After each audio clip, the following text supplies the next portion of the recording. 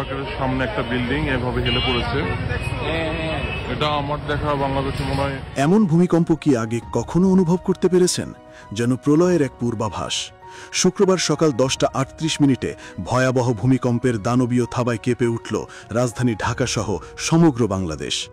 ছুটির আমেজের সকালটা মুহূর্তেই পরিণত হল এক বিভীষিকাময় আতঙ্কের প্রহরে।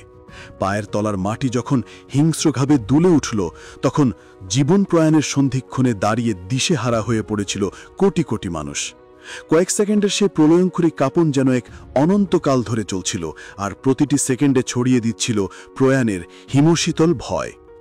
মার্কিন ভূতাত্ত্বিক জরিপ সংস্থা এবং দেশীয় আবহাওয়া অধিদপ্তরের প্রাথমিক তথ্য অনুযায়ী রিক্টার স্কেলে এই ভূমিকম্পের মাত্রা ছিল আনুমানিক 5.5। সংখ্যা এটিকে মাঝারি মানের মনে হলেও এর কেন্দ্রস্থল ছিল ঢাকার অত্যন্ত কাছে, শিল্পাঞ্চল ঘোড়াশাল থেকে মাত্র 7 কিলোমিটার দূরে। ভূপৃষ্ঠের অগভীরে উৎপত্তি হওয়ায় এর ঝাঁকুনির তীব্রতা ছিল অনেক বেশি, যা সাধারণ মানুষের মনে চরম ভীতি সঞ্চার করে। বাংলাদেশ ছাড়িয়ে এর তীব্র কম্পন অনুভূত হয়েছে ভারতের পশ্চিমবঙ্গ, আসাম ও মেঘালয়ের সীমান্তবর্তী এলাকাগুলোতেও। ভূমিকম্প শুরু হতেই রাজধানীর চিত্রটা ছিল কল্পনাতীত। বহুতল ভবনগুলো যেন দোলনার মতো দুলতে শুরু করেছিল। অ্যাপার্টমেন্টগুলোতে তখন চলছিল স্বাভাবিক কর্মব্যস্ততা, কিন্তু আকস্মিক এই প্রাকৃতিক তাণ্ডবের সবকিছু থেমে যায়।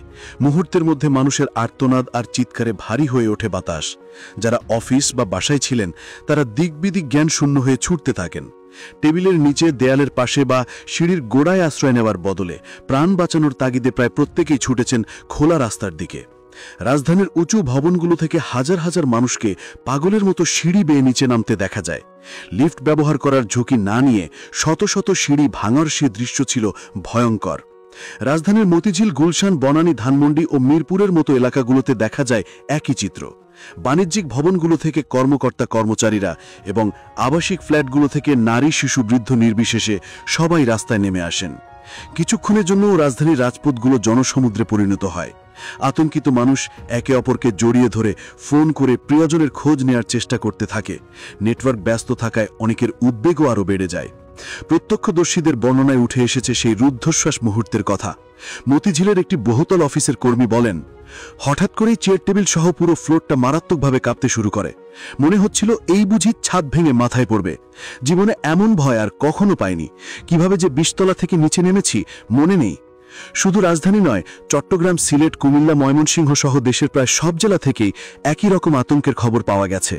অনেক জায়গায় মাটির বাড়িঘর ও পুরনো ভবনের দেয়ালে ফাটল ধরার খবর পাওয়া গেছে। তবে এখনো পর্যন্ত কোনো বড় ধরনের ক্ষয়ক্ষতি বা হতাহতের আনুষ্ঠানিক খবর মেলেনি। ফায়ার সার্ভিস, পুলিশ এবং দুর্যোগ ব্যবস্থাপনা দলগুলো পরিস্থিতি নিবিড়ভাবে পর্যবেক্ষণ করছে এবং যে কোনো জরুরি অবস্থার জন্য প্রস্তুত রয়েছে বলে জানানো হয়েছে। বিশেষজ্ঞরা বলছেন এই ভূমিকম্পটি বাংলাদেশের জন্য একটি বড় সতর্কবার্তা। ঢাকার মতো একটি ঘনবসতিপূর্ণ এবং অপরিকল্পিতভাবে গড়ে ওঠা শহরের জন্য এর চেয়ে বড় মাত্রার একটি ভূমিকম্প ভয়াবহ বিপর্যয় ডেকে আনতে পারে। অগভীর উৎপত্তিস্থলের কারণে 5.2 মাত্রার কম্পনই বুঝিয়ে দিয়েছে আমাদের প্রস্তুতি কতটা নাজুক। ভূমিকম্প থেমে গেলেও এর আতঙ্ক মানুষের মন থেকে যায়নি। ঘন্টার পর ঘন্টা অনেকেই রাস্তায় বা খোলা মাঠে অবস্থান করেন। নিজ গৃহে ফিরতেও ভরসা পাচ্ছিলেন না তারা। এই কয়েক সেকেন্ডের প্রাকৃতিক দুর্যোগ আবারও চোখে আঙুল দিয়ে দেখিয়ে দিল প্রকৃতির রুদ্র রূপের কাছে মানুষ কতটা অসহায়। গোটা দেশ জুড়ে এখন একটাই আলোচনা, যদি এর চেয়েও বড় কোনো আঘাত আসে তবে কি আমরা প্রস্তুত?